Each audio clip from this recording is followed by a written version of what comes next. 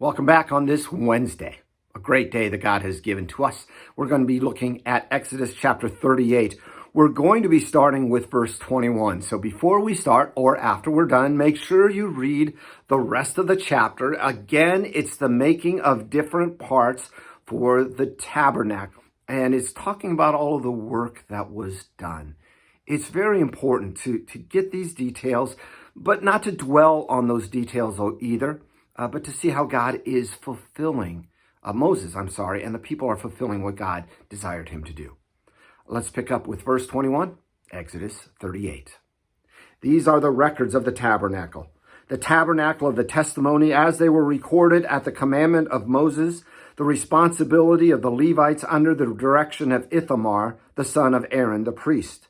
Bezalel, the son of Uri, son of Hur, of the tribe of Judah, made all that the Lord commanded Moses. And with him was Aholiab, the son of Amishamaach, of the tribe of Dan, an engraver and designer and embroiderer in blue and purple and scarlet yarns and fine twisted linens.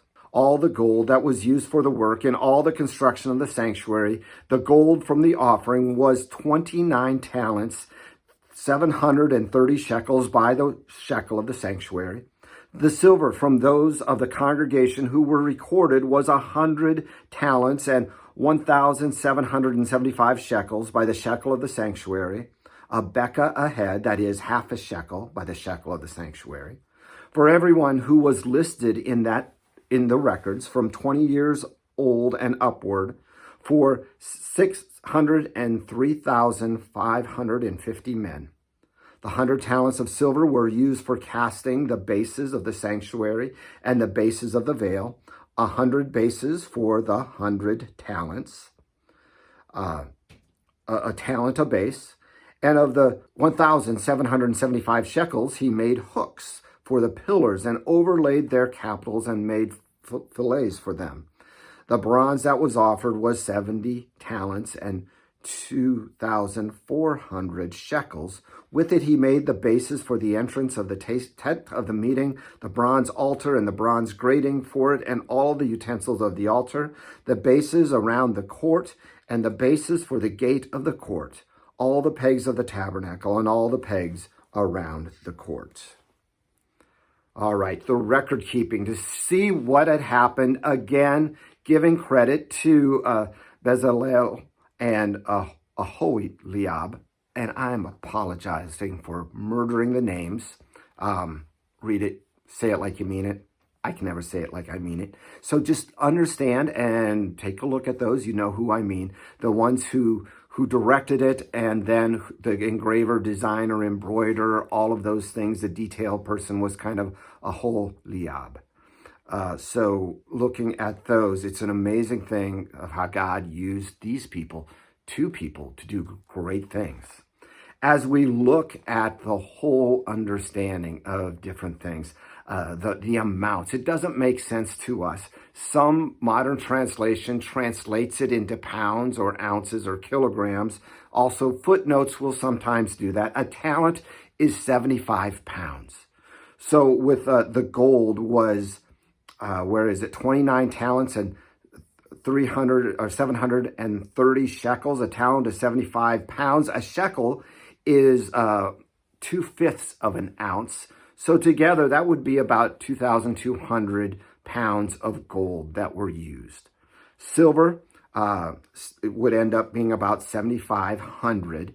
It talks about a bekah being a fifth of an ounce. A half a shekel was what a bekah was. That was the temple tax, so to speak, or the tabernacle tax.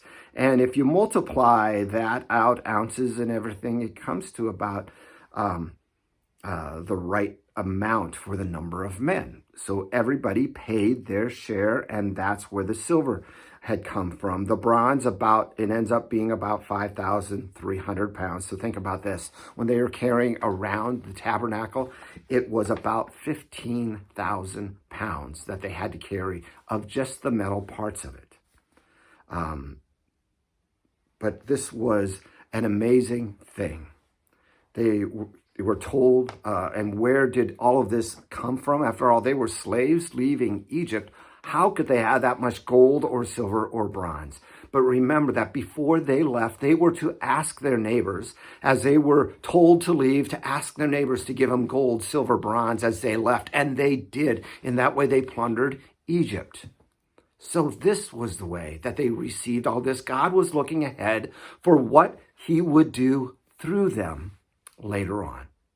Again, just an amazing passage that we see God's foreshadowing, foreknowledge, I should say, of what would be needed and how he used that then to build this amazing tabernacle, this moving temple that they would have. We'll continue tomorrow with the next chapter, getting close to the end. We're looking at Exodus 39 tomorrow. We'll see you then. God bless.